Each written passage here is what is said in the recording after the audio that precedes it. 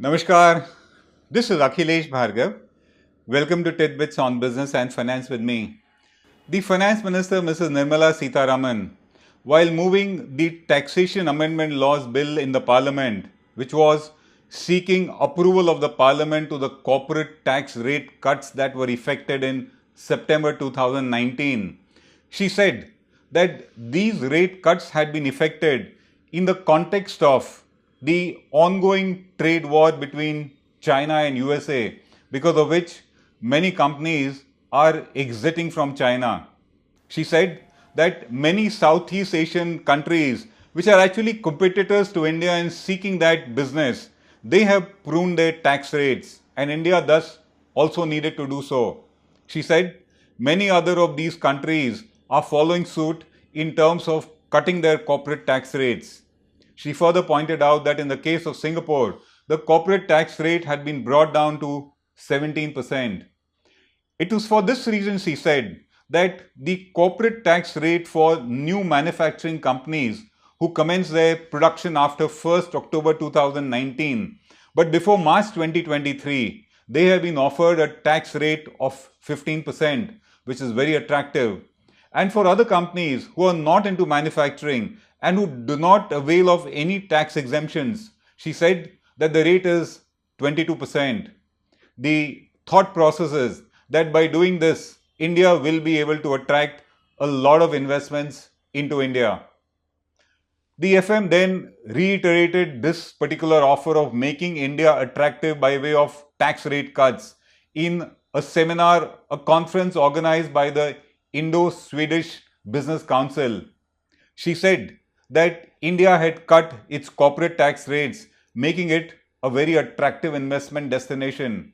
She said that further reforms are in the offing so as to improve the attractiveness of India as an investment destination.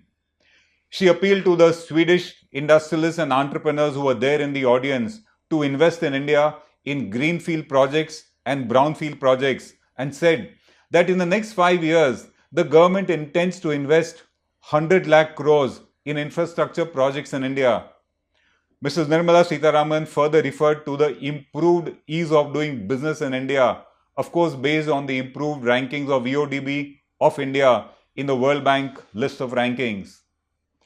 The Swedish Minister for Business, Industry and Innovation, who was also present at this conference, made a point. He said that while it is good that corporate tax rates have been cut in India, but he said that what foreign investors are looking at more so is policy stability, implying that India has not had policy stability, and more than tax rate cuts, what matters to them is policy stability, such as to of course ensure that the risk to investment is not much. Thus, while tax rate cut, he said, is a positive move, but he said that what needs further is stability of policy in India. The statement by the Swedish minister is very evidently correct when you look at the impact of this tax rate cuts that has taken so far in respect of investments by domestic investors itself into India. The government has said that it has sacrificed 1.45 lakh crores of sums by way of these tax cuts, and it expects that this amount will be recycled by the industries into new investments in the country. It is expecting that this surplus money will find its way into new projects and that will help the economy to be revived. But nothing of that sort has been happening. A recent survey indicated that more than 70% of the respondents said that they do not intend to really invest the tax savings that will accrue because of this cut in tax rates into new projects.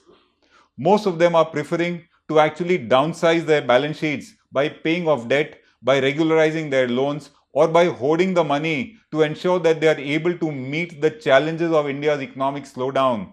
Very few of them are saying that these tax savings are going to be recycled into new projects in the country. So the domestic investors itself do not look at the tax rate cut as making India so attractive that they would now start resuming fresh investments into the Indian economy. We think that just a tax rate cut does not make a country attractive. It may sound attractive on the surface, but when the investors look deeper into the game, they are looking for many other factors before they start committing fresh investments into India. So fresh investments alone are not going to matter. A lot of other factors matter. And why do we say that?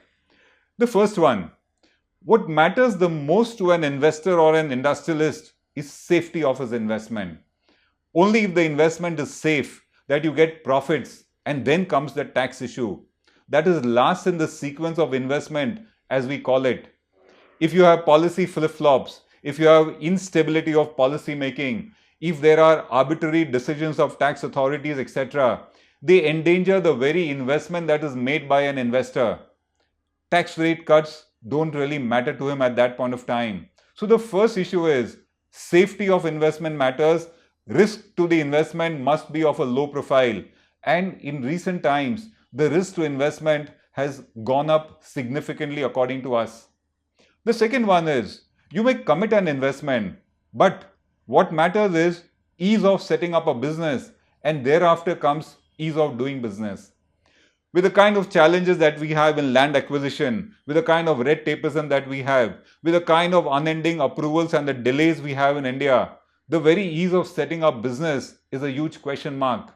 Why will an investor want to put money into the country when ease of investment, setting up a project is missing, and so is actually ease of doing business? Tax rate cuts don't really matter. At the very outset, what matters is you should not be struggling to set up a project in the country. And if you struggle, then the investor is not going to be bothered or attracted by mere tax rate cuts. Thus, what matters is an entire ecosystem that gives confidence and convenience to an investor.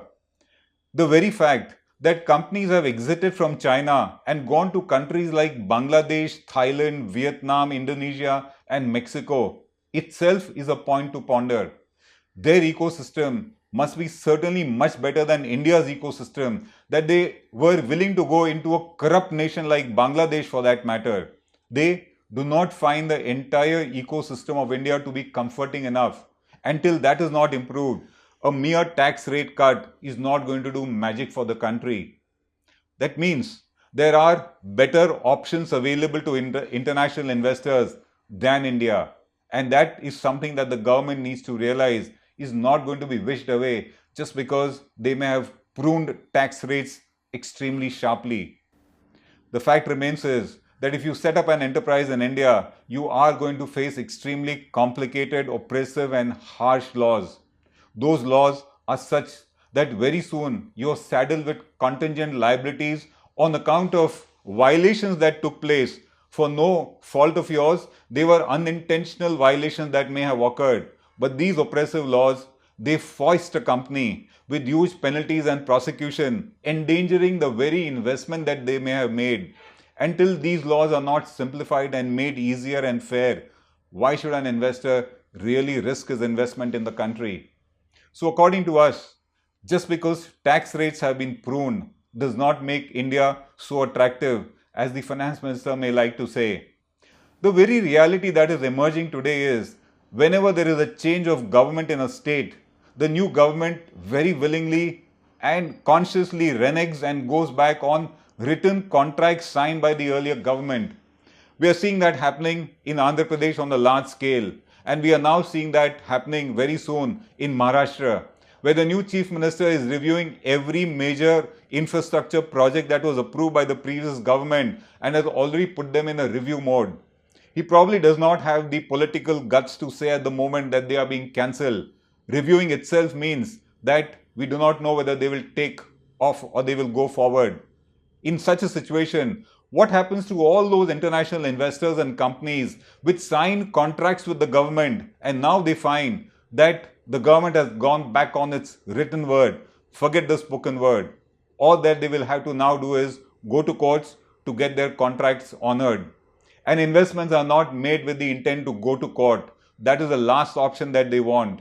And the more investors, the more international investors are forced to go to courts to get their contracts honored, it only means that more companies are going to boycott India and desert India. Because when the very written contract is not honored, or when the entire ecosystem does not give them comfort, they will certainly not be willing to risk their investment in India despite claims that India is an attractive market. They would rather go elsewhere or prefer to keep their money in a bank account than risk it into a territory which does not give them comfort. This is Akhilesh Bhargava signing off till we meet again. Namaskar.